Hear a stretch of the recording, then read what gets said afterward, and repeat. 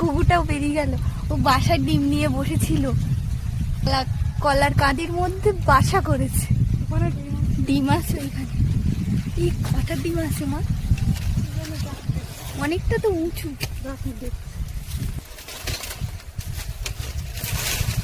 কলা গাছ পড়ে যাবে না তো? দেখতে পাচ্ছি না। ও আছে অনেকগুলো ডিম তো, দুটো অনেক একটা দুটো ডিম দেখতে পেয়েছি।